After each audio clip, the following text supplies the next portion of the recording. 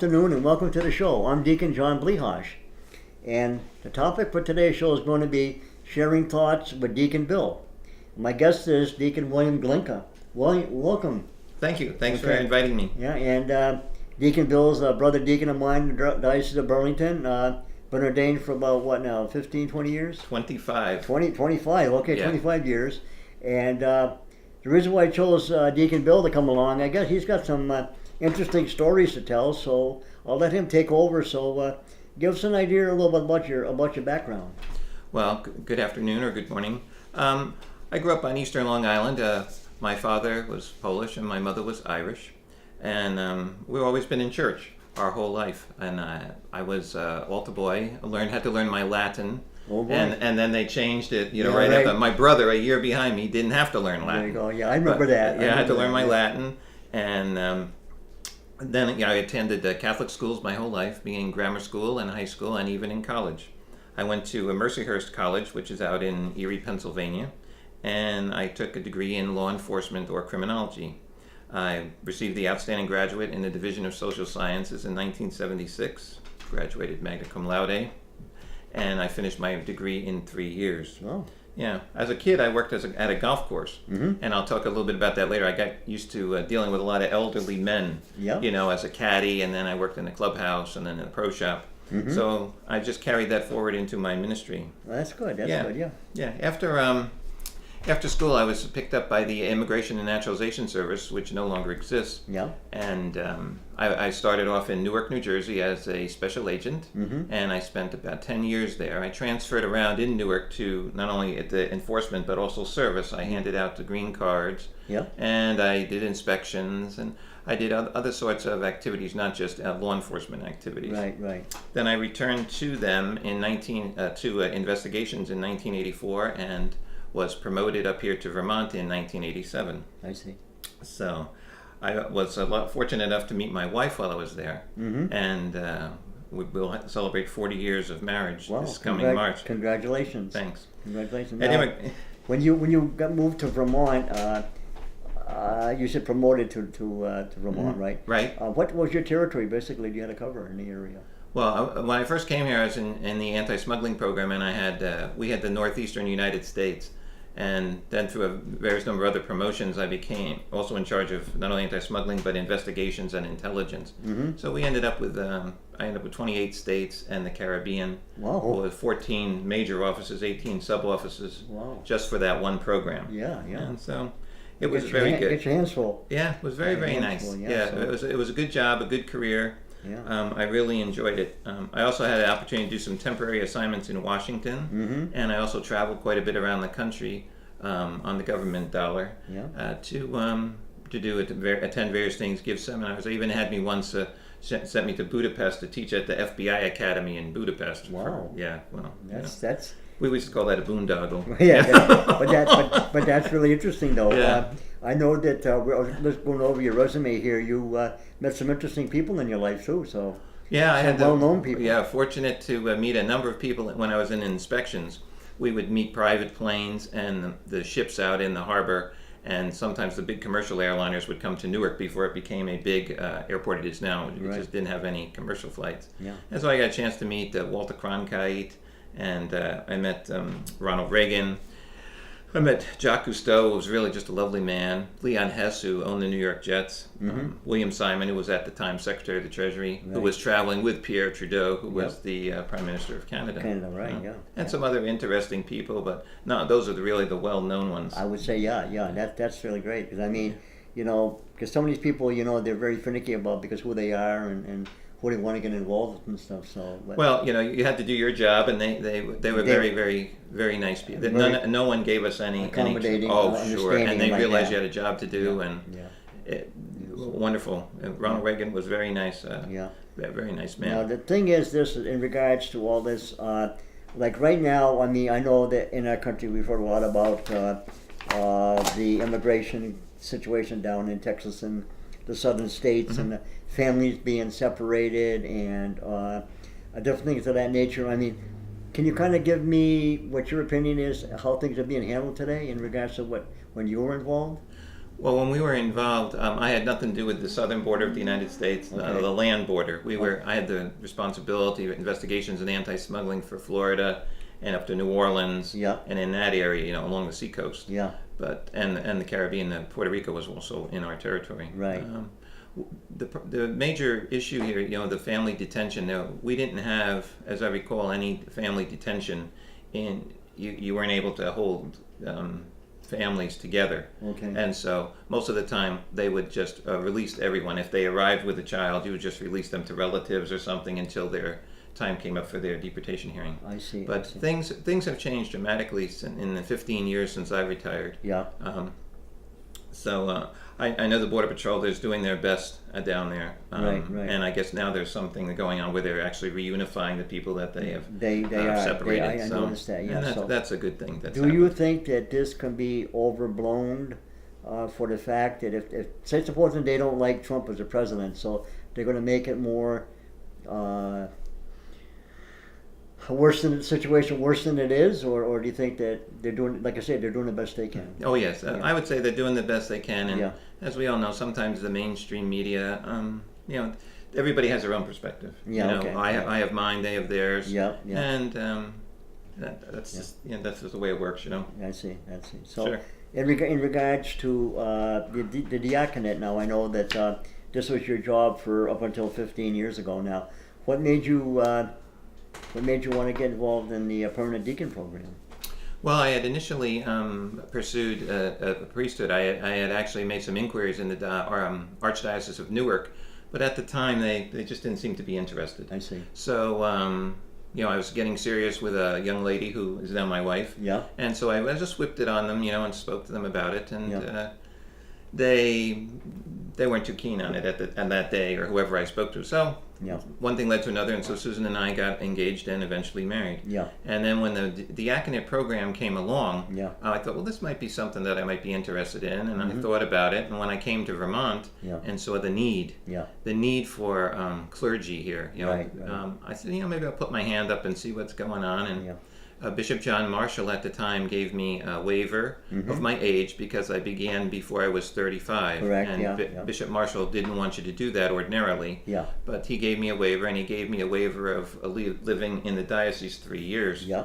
So he let me begin the preparation period, which at that time was only 4 years. Now I think it's up to 5 or 6. Yes. I understand but, that. Yeah, 4 years. See, when I first started, I started before 35. In fact, I was ordained at 35, which put me at like 32. Oh, yeah. 32. Right, exactly. And we only had a I think it was a 3-year course, and now they have to go through ministry training first, and then before you get involved in the diaconate program. Then they got 3 or 4 more years on top of that. Yeah. Okay. Yeah. So So it's real extensive compared. Right. And yeah. then when I was doing it, I know that we would travel to different parts of the state to meet with the professor. Like we've been in Chester and Springfield and Rutland and Manchester and Bennington and Brattleboro, and even on Stratton Mountain to meet the professor. Now I guess everybody goes to St. Michael's to classes.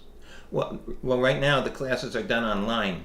Oh, they are? Yeah, Wow, see how far back I am. Yeah.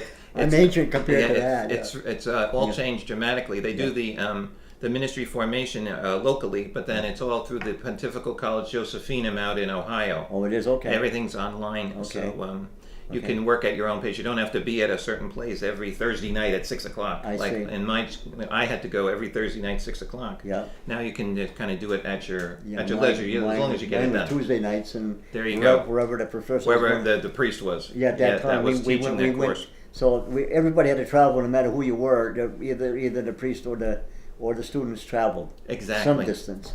Exactly. So it made So- it kind of easier for me. This is new though, John. It just started this past fall. Oh, I see. Yeah, Oh, so okay. it just started. Okay. Last year was the first year I see. that they started this online. Now, I know that Deacon Pete Gummery is involved in the Josephinum. Yeah, he's an instructor there on bioethics and things of that sort. Okay, so that's Yes, why I wondered yes. about that, because I know he mentioned about that one time. And, Yeah. And like that. Exactly. So, and he's pretty knowledgeable in that stuff and like Mhm. that. So Sure.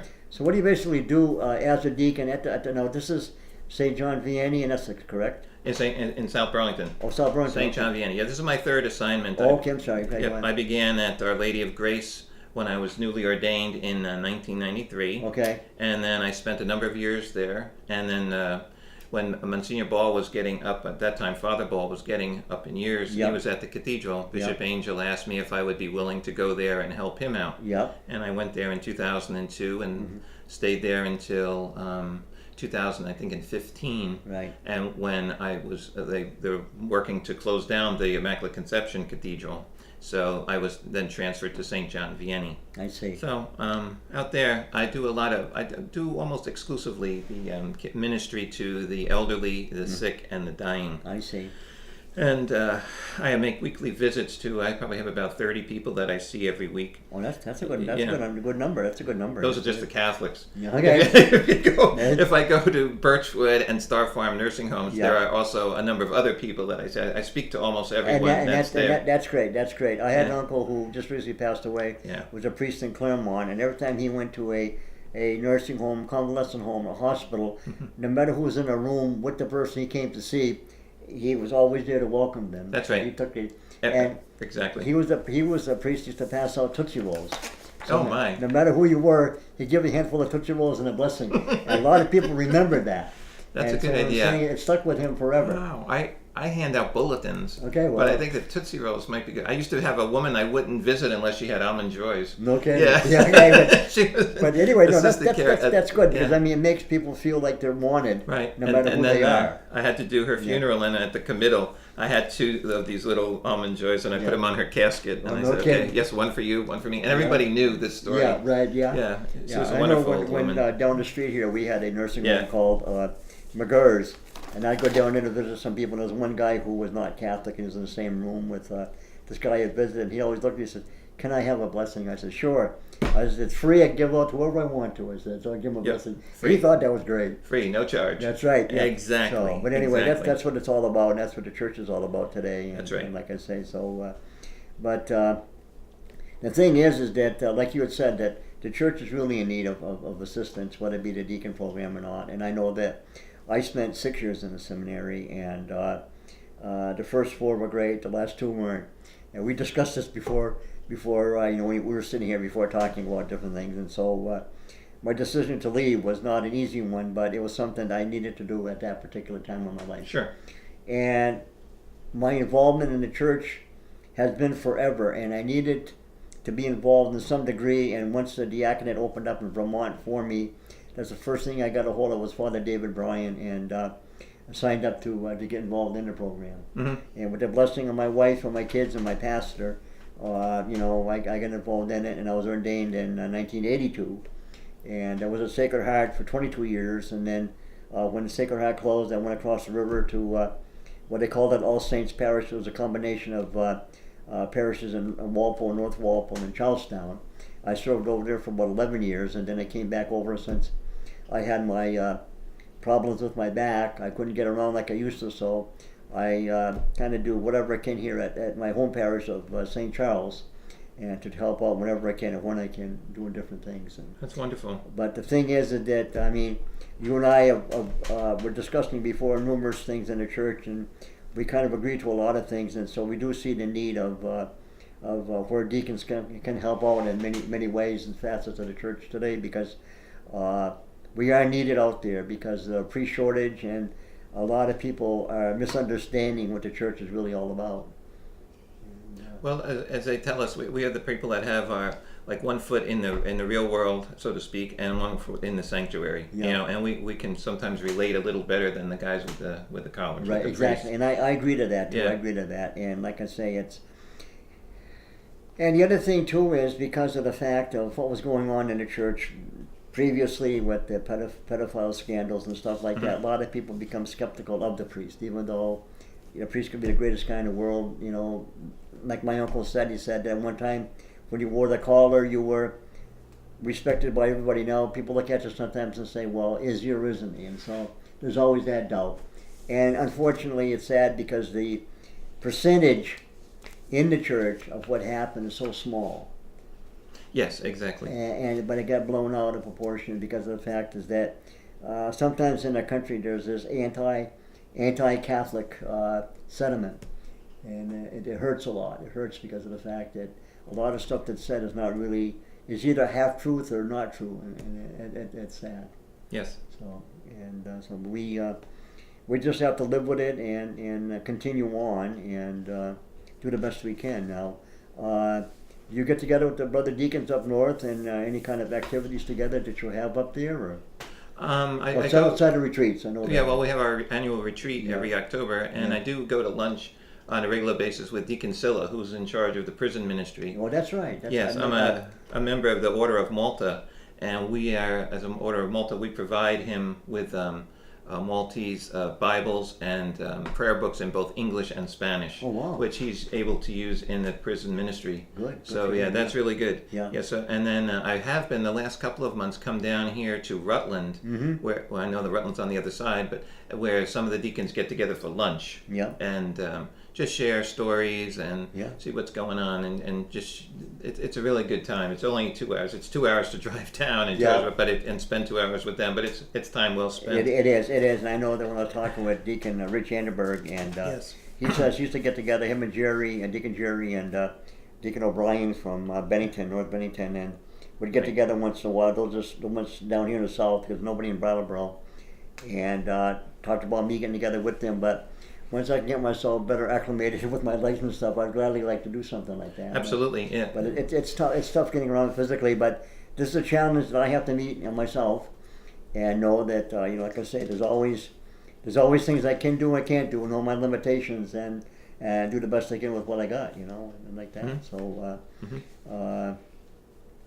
the thing is that I'm glad that you came down, because I think that your background is really interesting as to different things that you were involved in, because of the fact that you've seen a lot of action and reaction, in the world and the country today, and and your involvement in religion, and your background to the church, and just knowing that you were involved in the church pre-Vatican II, which when you said Latin, Oh, that yeah. means you're pre-Vatican II. So what I'm saying is that like I said, the love of the church has always been there, and you can show for it through your ministry. So. Well, if I had learned Polish as I learned my Latin, I could still remember the Latin. And I grew up in a home with my grandparents, both Polish speakers, Yeah. but my mother was Irish and didn't want it spoken in the house because she was afraid she'd be left out. Yeah, So, well, I know about that, because I have some cousins who, on my father's side, who were Polish. The father's Polish and the mother was German. And she didn't understand Polish, and she felt kind of left out at that. So Exactly. I understand that. But see, Sure. for me, with both parents being Polish, and Sure. and being able to understand it, because that's all I heard for a while. With my grandfather would speak both Polish and English, but a lot of times it was Polish constantly. So I picked up a lot of vocabulary. Then when I went to Orchard Lake for college out there, the bishop from Manchester, New Hampshire, wanted me to go out there for the simple fact that he wanted to pick up more vocabulary in Polish, so that if I ended up in a Polish parish, I could navigate pretty well with that. And so I did, but over the years, if you don't use the language, you lose a lot of vocabulary. So. it would have done me a lot of good if I had learned that as a kid, because in immigration we had a lot of Polish people we came across, Yeah. particularly after the Solidarity Union thing in the 1980s. We Right. had a lot of them coming to the United States for asylum, Yeah. and it could have really helped not only Newark, but a lot of places where I could have Yeah.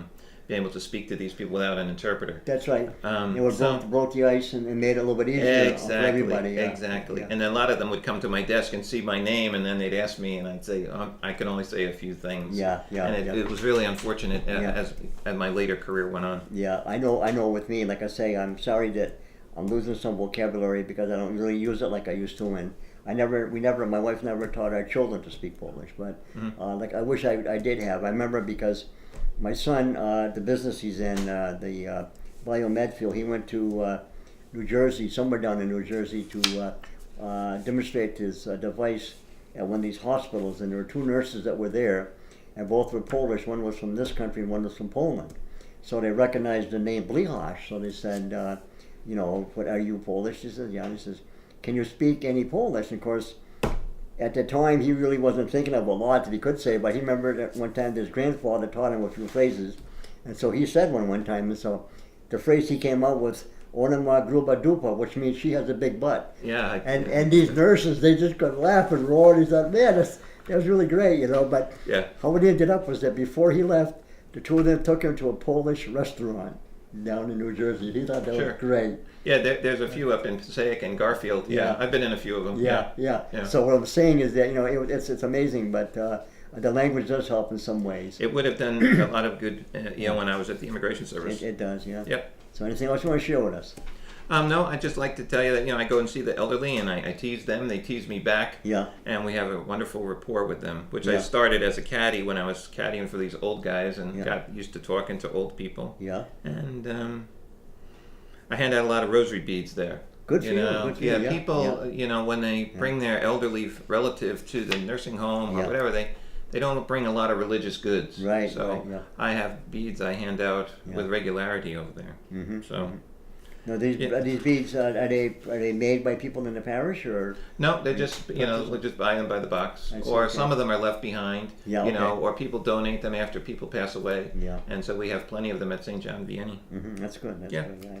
I know that the rosary is a beautiful prayer that I like to do every day, and Well, Father Holland of fond memory used to tell me when you held the rosary beads, it's like holding the Blessed Mother's hand. oh my God, Father Holland, that goes back. Yeah. You're going back a few years. Well, there. that's the one that Yeah. brought me into Okay. the diaconate. Father Yeah. Holland recruited me. Yeah, I remember him. Oh Yeah. God, Francis that Holland. goes back a few years. God bless Bill. him. Yeah. Yeah, I remember him. A nice guy, real super Wonderful priest. man. Yeah, he was. And So that's what he told me once, and I share that with people as I give them the beads. Yeah. When you're working the beads, as my mother would say, yeah, you're holding the Blessed Mother's hand.